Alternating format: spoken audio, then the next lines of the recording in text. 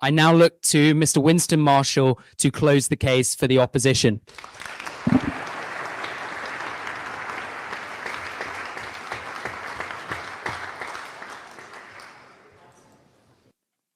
Ladies and gentlemen, words have a tendency to change meaning. When I was a boy, woman meant someone who didn't have a cock. Let's go. Populism has become a word used synonymously with racist.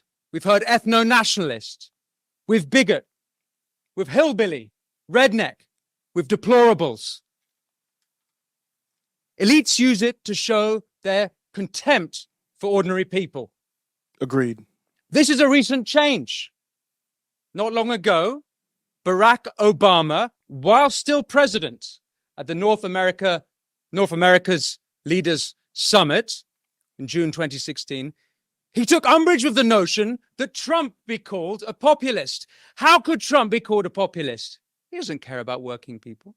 If anything, Obama argued he was the populist. If anything, Obama... Nothing screams populist like bailing out the big banks. Let's give some context here before we continue on. I want to give a quick shout out. I don't talk about Greg Foreman a lot. He has a great channel. Look up to him. He's just on his grind and always does great segments. Black conservative perspective is how you probably know him. He did this video about 4 days ago, and I haven't seen the clip yet, but I saw he did the video. I was like, I got to look at this one. And here we go. I did look for some context here because I'm like, how did this even happen? What is this? The context of this is Winston Marshall that you're listening to. This Winston Marshall was at this debate at the Oxford Union, and this is a prestigious debating society that hosted the debate.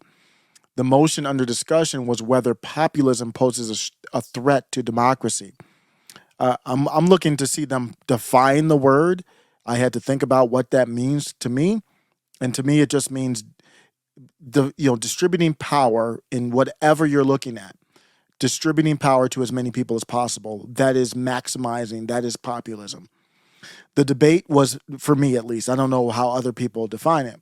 The debate was timely, coinciding with significant political events in the U.S., such as Donald Trump's, all of that stuff that went on with him. This just happened April 25th.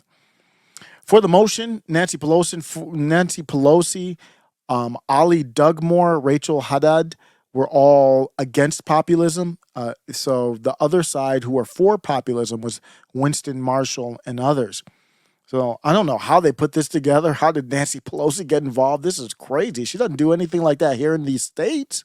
Obama argued Bernie was the populist. It was Bernie who'd spent 5 decades fighting for working. I don't, what does that mean? I'm not knocking Winston. My definition isn't fighting for working people. It's distributing power to as many people as possible. That's what populism is for me. I don't know what this is, fighting for working people. What does that mean? That's not specific enough.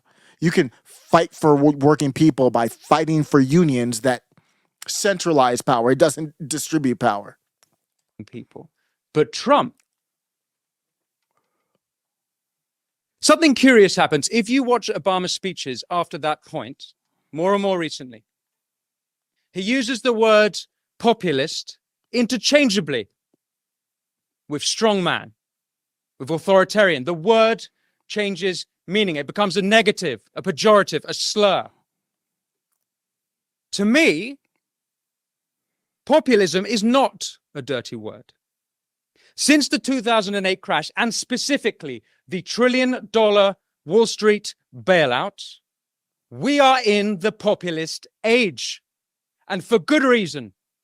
The elites have failed. That happened. That is exactly what. If you go back before 2015 when Trump came down the escalator, it starts there with bailing out the big banks. That's where you could go back before that, but that's the big event I think you would look at before Trump. That started the ball rolling down the hill for Trump. Let me address some common fallacies, some of which have been made tonight. If the motion was that demagoguery was a threat to democracy, I would be on that side of the House. If the motion was that political violence was a threat to democracy, I'd be on that side of the House. January 6th has been mentioned. A dark day for America indeed. And I'm sure Congresswoman Pelosi will agree that the entire month of June 2020, when the federal courthouse in Portland, Oregon was under siege. I don't know that she would agree with that. And under insurrection by radical progressives, those two were dark days for America. But that has nothing to do with populism. That's a violation of just rights. We have laws, and there's rights that have been violated. And for J6, there's violation potentially from the federal government. We don't know who was undercover. We don't know who incited things that might have been undercover. They hid behind national security. So to me, the lack of transparency is a violation of our rights to know you put regular people in jail and we don't know the full scope of how they might have got entrapped or set up. So, but that has nothing to do with populism to me at all. Yes. There is no equivalence of it. So that, yes. So you don't agree? That's fine. You don't agree. That's I told you. I knew she wouldn't agree. She can't. Politically, she cannot agree with that. That's wild. She says there's no equivalence there because her mic might be low here. So, but it is not like what happened on January 6th, which was an insurrection incited by the president of the United States. Okay. So she's saying that it wasn't an insurrection. She's not really condoning the Portland. Basically, we're talking about Black Lives Matter type riots. She's saying that's not the same because it wasn't an insurrection. See, that word insurrection is very important to them. fine. But it is not like what happened on January 6th, which was an insurrection incited by the President of the United States. So you don't agree? But you'll Wow, they're clapping for that. condemn those days. That's a good question. That's what I was saying. Okay, fine. You're not okay, fine, but let's whatever. You're not saying they're good though, right? What will you? I don't like the will you condemn though. So I mean, I would rephrase that, but I see where he's going.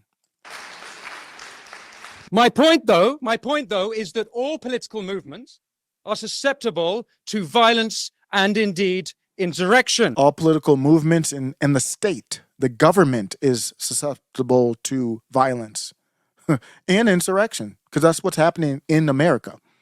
We're witnessing an insurrection. It wasn't J6. What is happening in New York right now? That sham trial with Donald Trump it to me is an insurrection. It's sedition, it's treason, they're being traitors. Whatever you want to say, there's not a harsh enough term for that. We just aren't calling it for what it is. The state of New York, we just saw what happened with Dexter Taylor. He's making homemade weapons, something that really should be protected by the Second Amendment. He's not breaking any constitutional laws. You cannot have a state law that supersedes the Second Amendment. He's in the courtroom and the judge says, something to the effect of, we don't talk about the Second Amendment here. That is an insurrection. So you can use whatever words you want, but political movements are susceptible to violence. And I talk to the people on the left, and I always bring up Nick just because that's the one that I'm following a lot now. And he's to me really on the edge of being like pro-violence, not on the edge. I just don't want YouTube to be upset. He's there because he says stuff like, well, Martin Luther King believed in peace and he got unlived. Well, everybody, whether they believed in peace or not, got unlived. So I don't know the point there. But if you go to violence, your movement's over. You're done. That's when you get feds. That's when you fail. Defense is the only way that there should be anything. And I don't call that violence. If you are really defending yourself, that's not violence.